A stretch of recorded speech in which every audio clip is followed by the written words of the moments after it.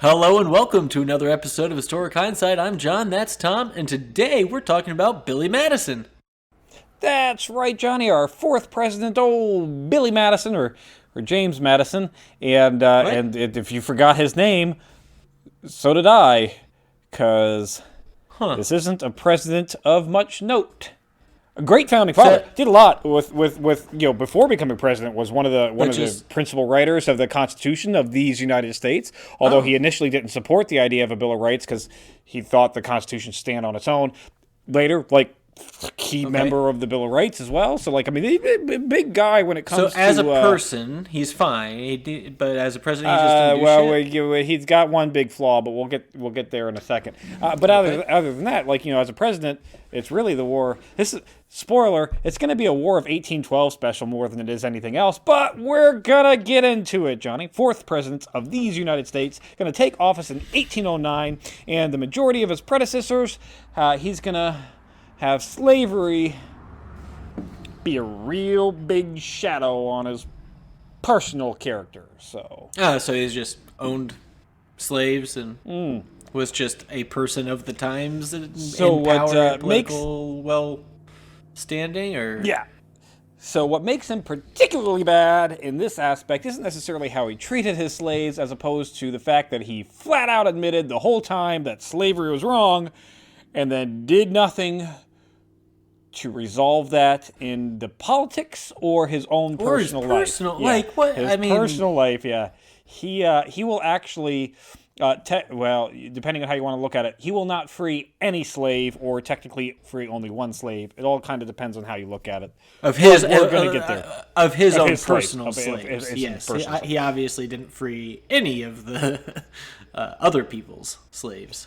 So we're just gonna get the slavery thing knocked out of the way right off the bat. Okay. This is his worst trait about himself. It's gonna be our first 15 to 16-ish presidents that are gonna have issues with slavery, I think, and probably some after.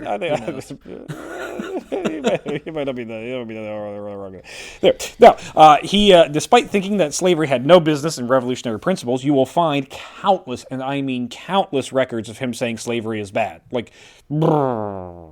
And then he owns 100 slaves. So well, drinking's bad too. So, Johnny, this is my own special rock and rye concoction, Lieutenant Tommy's rock and rye, purely for medicinal purposes only. It does help my back feel a hell of a lot better, especially after I get a whole glass in me. So, there's a reason they used to give people whiskey when they got teeth yanked out of their faces with pliers by some sadistic person back in the 1800s. It does work. But he does nothing, like I said, to limit this in his own personal dependence. He even says, I need to stop owning so many slaves, but god damn it, are they He's just so helpful around. Addicted to the convenience of slavery, of owning another human. You know what? I need to stop drinking so much Diet Coke because it's probably not good for me. But you know who doesn't suffer because I drink too much Diet Coke? Literally anybody else. Everybody else. No, it's just you. Just you on that one. Yes, it truly is just you on that one. Now, he does free one slave, sort of, and that's a slave by the name of Billy that accompanies him to the Continental Congress in Philadelphia. And he feels bad about the prospects of having to send poor Billy back south into the fields, so he frees him. Sort of. And by free, what he really says is... somebody else? So the laws in Philadelphia at the time were that you couldn't sell a slave unless you'd been in Philadelphia. That slave had to be in Philadelphia for 7 years before you could actually sell him. So this would prevent the whole selling as punishment over and over and over again kind of thing. And so wrapped he had up inside of slavery is this little bit of humanity that says humanity a little bit. And with a dog, you don't want them to change houses too many times. Billy's discovered he's kind of like a personal secretary to old James Madison here. So he's discovered the finer things in life. Even had he allowed Billy to wear white people's shoes, which is a little unheard of here. So what he does do is he sells Billy into an indentured servitude contract for 7 years. Instead. So technically, I guess, he put him on the path of freedom, But in the end... So the contract was 7 years. Still, and at the end of that contract, still his it's slave? indentured servitude as opposed to slavery, yeah. So like he was freed from being a slave and sold into the indentured servitude where you're not free until your work contract is over after those 7 years. And then you become a freeman. So, I mean, I guess sort of freed, but that's the only one that he actually even gets close to freeing. He was also a proponent of the whole ship the freed slaves to another country thing. Lincoln must have really followed James Madison on this one. that idea had been kicking around for 60 years at that point. Yep. Sure had. Well, Lincoln didn't found that one.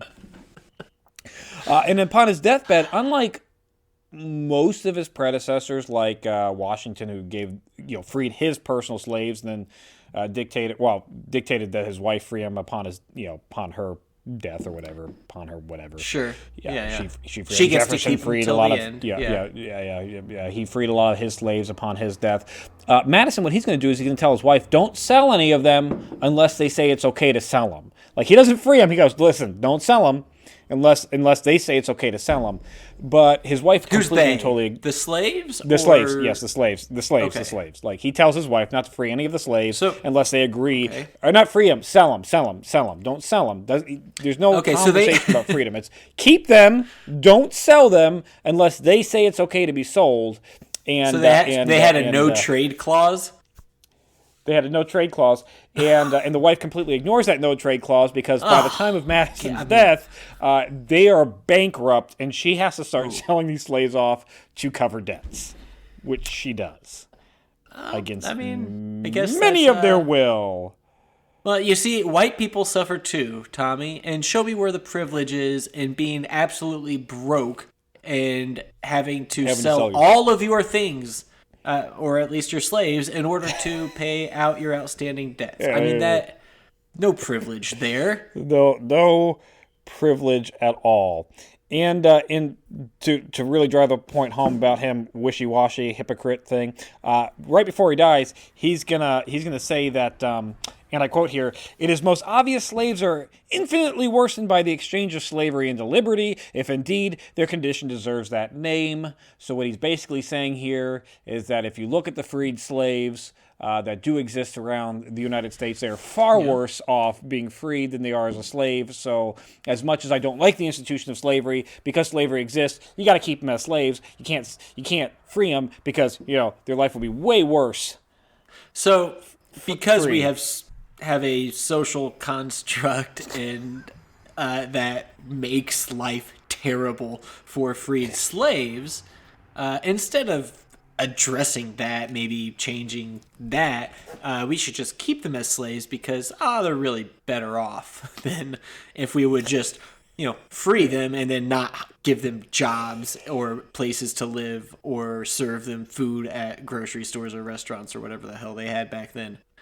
Trader posts. That's our fourth president, ladies and gentlemen. Well done there. Okay, great guy. So, all right, so the old slavery bit's out of the way. What else? No. So basically, when it comes to his presidency, unlike Adams that had the whole Alien Sedition Act thing that overloomed his whole presidency, when you look at Madison's presidency, there's not much that comes to light because the majority of his presidency, he's kind of fighting a war with England, the War of 1812. Now, to his credit, he kind of inherited for 1 this year, mess. right? Wasn't it wasn't exactly like he does thrust us in it, but the trouble was already there before he took office. So when Madison is a very analytical mind and an introvert, so us, me and you, and he would rather much spend his time reading books and problem solving through knowledge as opposed to actually getting out there and socializing with the world abroad. The problem with shipping slaves to other countries instead of doing something in our country to make it a better place for free slaves. Yeah, and so the problem here is that he himself never really traveled the world, and so as a statesman who's trying to be political with other entities outside of the United States, be worldly here, he has no concept of what life is like outside of the colonies of these United States. That's not on him. Well, kind of. He could have gotten on a boat and gone somewhere. At least up but to those Canada. Trips, Tommy, God. Yeah, they're it's not Months. like it is today. I get you. Months, yeah, you're right. Oh, I mean, God, the plane ride even. I mean, who wants to be on a plane for 10 hours or whatever? But I mean, Benny Franklin, he loved going to France to explore French cuisine. His slaves? Oh. So to speak. Not slaves, French cuisine, Johnny. It's yes. Womanizing. Benny Franklin, the womanizer. That's right. Sorry. Who was I thinking of? Up to. The other guy that took his little daughter's Washington. slave. You're probably thinking of Washington. That's the guy. Oh, Jefferson. You're thinking of Jefferson, who liked to go to France. God, I mean, sorry. I can't keep all of our old, white, powerful pedophiles in check. So yeah, politics might not be his best strong suit when it comes to like being able to understand the other side of the coin, so to speak. Foreign relations are a weak spot for him. In fact, during the lead up to the War of 1812, he was the Secretary of State, and Madison is going to have one of his famous research projects where he holds himself up in a library to argue against England's rule of 1756 and 1807 that allowed them to search neutral naval vessels. I'm sorry. He put himself in a library by himself? Yeah, basically, yeah. Well, he was holding a fake argument? No, he's researching, and then after 4 months of research, he has a paper to show that what England is doing is wrong. I'm sorry, I pictured him in a library by himself, verbally arguing out loud. Oh, you know what? No, this is why this is wrong. This is why this isn't right. I pictured that, which is a much funnier visualization than somebody just researching shit. But researching? Yeah, he's just researching for 4 months. Now, essentially what the 1756 and 1807 laws are is that basically England forces any ship that's trading anything with any country in Europe to first dock in England, have their goods inspected, pay a 25% duty on said goods, and then they can be shipped off to wherever they go. Because at this point, there is essentially a world war going on, between England and France and a bunch of other little parties here and there. So England doesn't want any goods going to one of their potential enemies without at least them getting a cut of what's going on. So what had happened is England is in the habit of going onto American boats and then seizing said boat and taking all the sailors and putting them on British boats and saying, you are now British soldiers of the British Navy. Congratulations. They're still trying to take their shitting all over our independence. Yeah, like we won our independence. You agreed that we're independent, and here you are, like, shitting all over that. Guys, that was like 30 years ago. It takes Madison 4 months to go, guys, illegal. He has no legal rights to do that. You fucking think? 4 months? To be fair, Tommy, Coast traveled slower back then. So he might have not even heard about it for 2 months. And then, you send a letter back saying, oh, wait, I think that... Well, and then he probably had to go into a library and figure out if it was illegal and, do all that research. Right, yeah. Because Google doesn't exist yet, so I guess there is that. You actually have to, read books and stuff and pull those out of a library. I get you. Yeah. Fine. Yeah. He had to take him 4 months to find the legal precedence of why that was not... anyways, why it's not okay to kidnap people. Now, while all this is going on, France responds to this going, any boat that complies with this bullshit of England, that's obviously it's affecting England, and so we can't have that. Yeah. So any boat that complies with that, we're also going to seize that boat and sell it at auction because why are you complying with the English? So basically, right now, what you have in the early 1800s, don't go into if you're an American you have a bunch of who's just you're a Southern cotton. You've raised that cotton, Johnny. Your slaves raised that cotton. You're now trying to sell that cotton abroad. Now you as a poor, why do I have to be a slave? you as a poor Southern cotton farmer who's selling his goods across sea has to be subject to all of it being taken by the English or taken by the French. Tommy, if I'm poor, I don't have slaves to pick my cotton, bud. Fair enough. Okay, fine. So you're. But yeah, but in any case, you got all sorts of people trying to steal your shit. You're a pelt fighter. Yeah, you're wearing. You're wearing flannel. I'm wearing flannel today. Not. This was not communicated before. No, it's just mind meld stuff. We're just connected. Trying to sell your beaver pelts over to France or England or Russia or wherever you're trying to sell your beaver pelts to, and your shit's getting stolen by the English and the French at every turn of the passing here. So obviously bad. 4 months. He says it's not right. To which point he posts it. He puts it up in the mail, says this is illegal. We don't have to abide by it. We're not going to abide by it. And Britain says, hey, you see these 900 warships here? Yeah. Fuck off. We're going to still do this, and what you're going to do about it. To which point we're like, you are 100% correct. What are we going to do about it? Yeah, do you want to know what? That's a really good point, England. Not much. As it turns out, we're just going to sit back and take it on the chin. Turns out, when you are not a fighter and not a worldly person, but a book learner, you're not exactly the best to deal with two hostile nations that are very much shitting all over your independence. Yeah. It sounded like he was a bit of a when he becomes president. A beta male going in with a couple of alphas, and he just kind of said, okay, you know what, maybe I'll sit this one out. Now, when Madison enters the office, there are embargoes going on, which did nothing but hurt us. Like, really hurt us. Watch our Jefferson episode, because it tanked our economy. Not our embargoes, right? We didn't. No, like we embargo. We said we're not trading with England and France because. So we did do it. Okay, they're a bunch of assholes. So they took our toys. Was tank our economy. They took all of our toys and ruined us. But we said we're not trading with them. Yeah. And then we said we're done. We're taking our ball. And so we said we're not.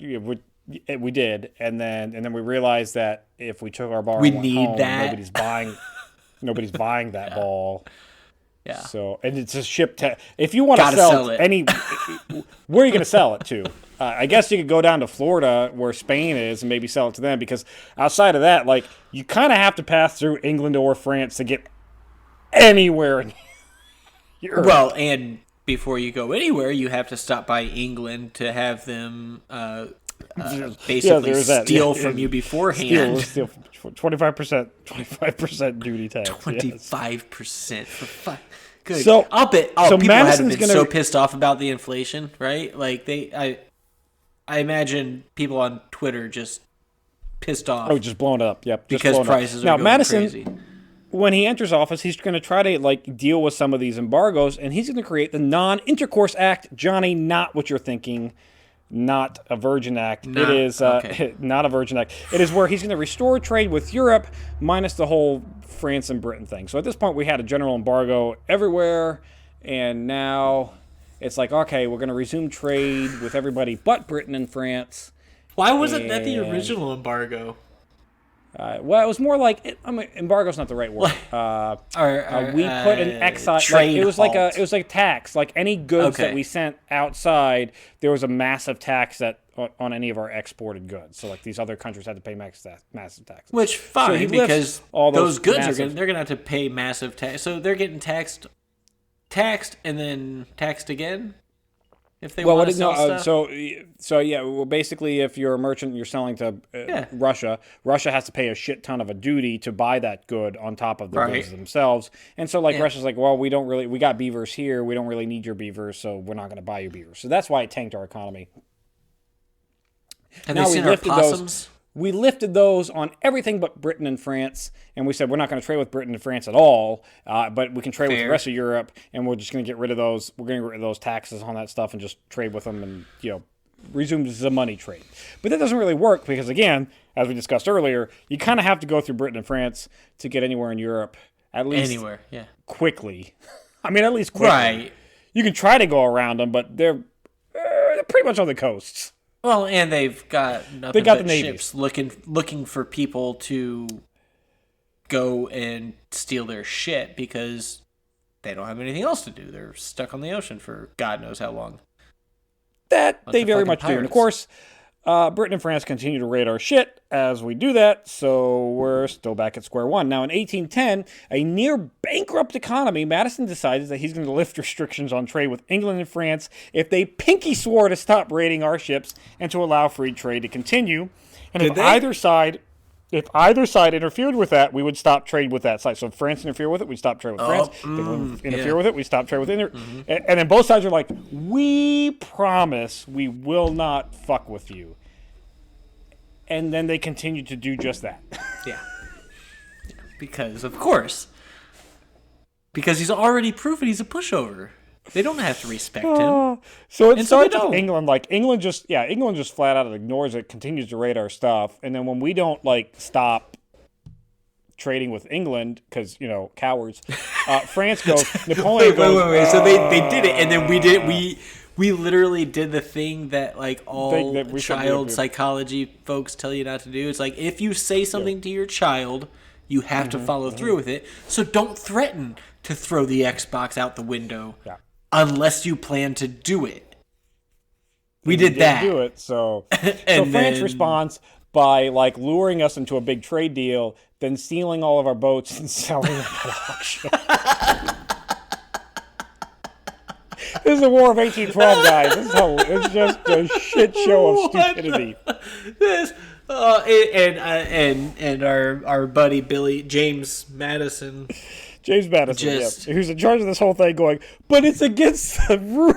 But guys, you're being mean. Please stop.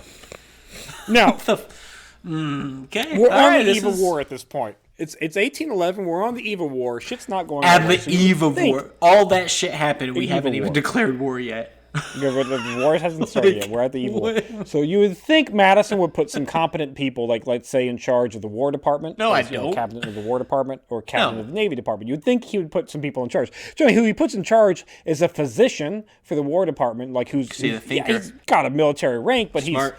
He's a smart guy, thinker, field physician who has fuck all experience when it comes to leading an army in battle. Oh, but no, we're building a battle plan. No, that's fine. Jimmy liked the cut of his jib. That's all it takes. He liked the cut of his jib.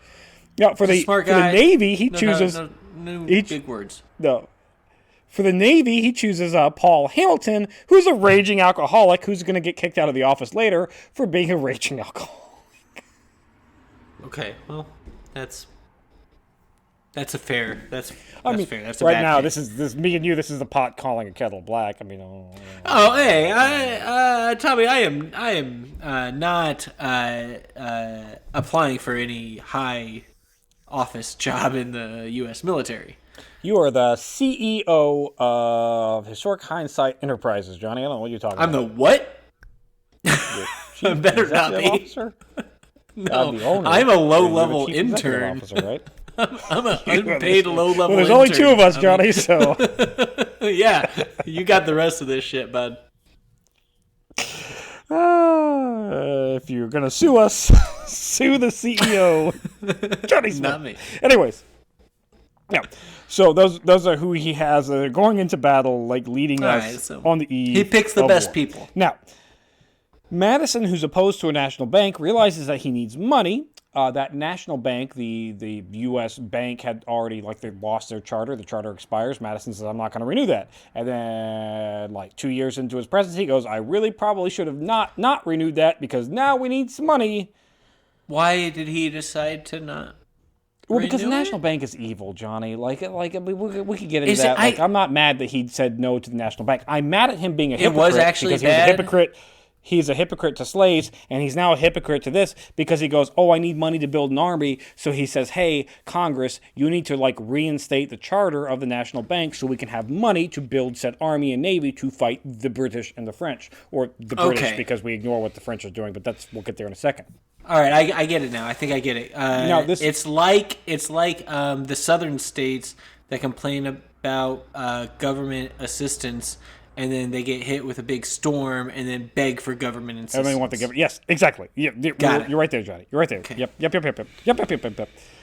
Sorry to our friends in the South. Well, I'm not. I'm not. But sorry I'm to not. reference Figure this your shit out. Realize that you Johnny, need us. you know what? Johnny, stop it. We're gonna sidebar. Now, so he asked Congress to reinstate that, to which Congress votes like 50-50, like 50 say yes, 50 say no. So it's up to his vice president, and his vice president says, no, we said we don't like national banks, so he votes against the national bank. So then he has to go back, and he has to say, look, we still need the money. Do you remember our stance when we were like running and shit? Like, we said, we're not going to renew this, so we're not going to renew it. He has to go back to Congress and goes, well, we still need these boats, and we still need these military, so can we pretty please raise this money by like taking out loans from private banks who are going to charge us exorbitant amounts of interest. Because they know they need it. Which they in fact do, and which we in fact do. So here Hey, you ever try to get a credit card with bad credit? Guess what your interest rates are? So he thrusts us in the war with the intentions. Now he thrusts us in the war. We're now that war is declared. He thrusts us in there. His intentions here are freeing up trade and recognizing our independence. Not bad. That's not bad. Okay. But he also wants to take Canada for our own, like, new state. No. Which is a little bad. And he's trying to conquer Canada? And his battle plan here is that he also wants to take care of Florida because he's afraid, Florida, which is owned by Spain at this time, he's afraid that if he doesn't take care of Florida now, like Britain will take care of Florida, and then we'll have a new British colony like on North American mainland. And that would be bad. We can't have that. I mean, actually, though, like that, I mean, legit. So his war plan, Johnny, his war plan, cut off Canada from the upper United States, take care of the pesky Indians in the Northwest that have been, and by Northwest, I mean like Indiana, Michigan. So hold up. These are the same Native Americans that we were talking about in our Civil War in Hindsight series. Check it out. No, those ones are a little bit farther west. Those are in Minnesota. Further west. Okay. Well, so they are the same. No, these are the same. No, they're the ones that we pushed. Because we put this is what pushes. Yeah, you're right. We push them west, and they're like, guys, we fucking did this before. Why they get over there. Literally, my grandfather get over there. You're right. Marched his ass down here. Johnny. This is why they get. Not too long ago. And then, of course, like I said, take Florida from the Spanish before the British can do so. Fair enough. And all of his forces are being led by a physician, and it should be no surprise to any of us that our invasion attempts of Canada were successful. Horrendously. So bad, in fact, that our forces in Detroit surrender without a shot even being fired. So if you're a Detroit Lions fan, know that your home territory has always just given up without even a remote fight. I mean, God, good, just losers since 1812. Good God, Detroit. Yes. You had 10 years with the little motor city, whatever bullshit you had. That was about it. And while all this is going on and the debts continue to rise from these private banks, the northeastern states are like, screw this shit. Like, we're the ones that have the money. Like, this is before, like, the, cotton gin and cotton actually becomes profitable. This is where, like, the northeast is where all of our money's made with, in Boston with the cod. And they're still kind of that way. Lobsters. They're lobsters. So they're this is far off that. They're like, this is not profitable us. So we're not going to send our militias to fight. And, oh, by the way, we're also going to continue to trade with Britain secretly behind the president's back because nobody respected James Madison. Nobody did.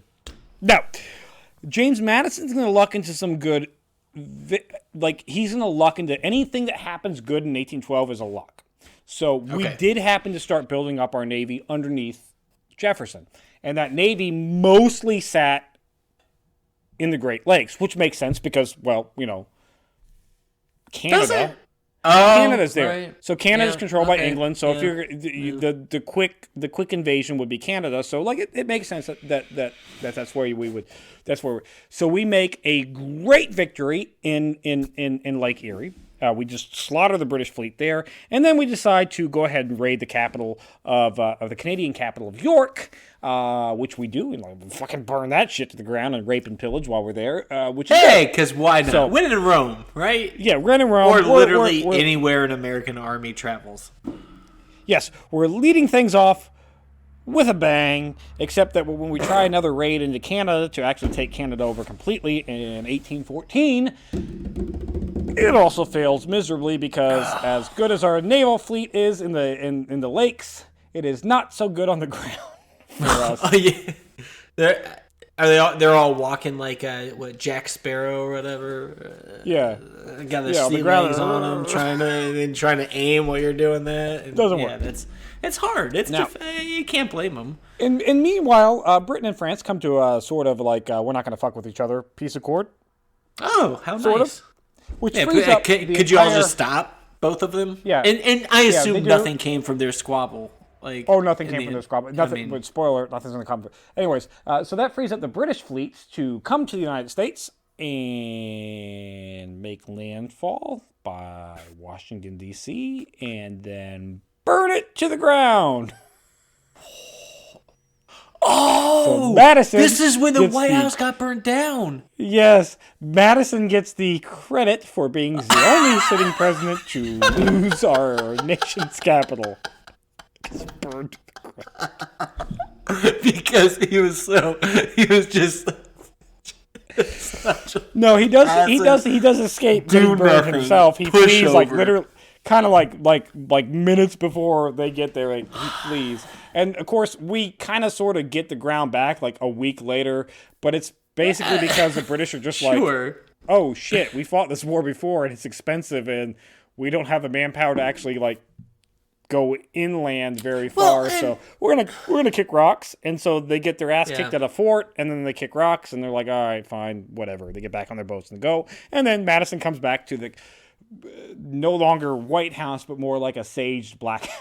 Yeah, the very burnt house. God. So this begins negotiations exciting. It begins negotiations in Ghent over peace. Like, look. You burned our capital. We burned your capital. You sunk some of our boats. We sunk some of your boats. Like, can you just acknowledge that we won the revolution? You said we're an independent nation. Let us be an independent nation on the water as well. You want our shit. We're gonna sell you our shit. Let us do that. Like, that's basically I imagine that's. That was the actual. No, you're quoting from direct transcription of the conversation that took place during the treaty. And the treaty is agreed upon. The borders between the United States and Canada are going to be reset at their original borders. Oh shit! I skipped over a whole bunch of shit about Indians. Oh god damn it. I always forget about the Indians. Yeah. And the rest of America. When we burned the Canadian capital, like, we also slaughtered all the Indians that were allied to the Canadians, and then we pushed them out west, which is maybe what happened to the whole Sioux Rebellion during the Civil War. I forgot about that, and it's the medicinal rock and rye has gotten to me. It's not, Tommy. This is a microcosm of the problem with the U.S. education system and why we have failed everybody so bad. Because I fixed it. The only shit that matters is what's going on with France, England, and the United States. With white people. We'll bring Germany in every once in a while. And oh shit, that's right. Thousands of Native Americans were slaughtered at the end of this. I fixed it before I. Yeah, no, it was an afterthought. So yeah, you're totally in the clear, Tommy. Good. Like when we burned the capital in Canada, like we also like gained a bunch of like territory in the Northwest, and we had to give all that back. Like so, we redrew the borders to where they were before the war. Okay. Any land that we gained, we gave back. Anything that they gained, they gave back. We redrew. All right, so everybody died for nothing. That's fun. England also agreed, like, all right, fine, we'll stop, like, stealing your boats and pressing your sailors into our military service. Like, fine, we're going to stop that too. So yeah, this is a we'll war. Stop stealing and kidnapping. Yeah, where 15,000 Americans are going to die for literally nothing. Now, in our education system, you might be sitting there, Johnny, going, this was a draw. This was legitimately a draw. The peace treaty was signed up. Everything's done. It is a draw. But we're taught that we won the War of 1812. Why are we taught that we won the War of 1812? Oh, yeah, that's right. Because 2 weeks after this peace treaty was signed, we kicked the shit out of the British in Nolens. And for some reason, when we used pirates and to defeat the British at New Orleans, we're like, all right, well, we won that whole war, even though it was a draw, and even though that the biggest battle of the war happened after the fucking war was over. That's U.S. victory. That's James Madison. This is James Madison. We got as a Indianapolis Colts fan, Tommy. A tie is very important, and it's basically a victory because it's not a loss. It's not a loss. So, you're right. It's not a loss. It's a tie. It's not a loss. We tied, and then we won because in overtime we. Yeah, I guess you're right. It's overtime. No, we won because after the game, our fans beat the shit out of their fans in the parking lot. Fans. Yeah, that's true. There you go. That's where we won.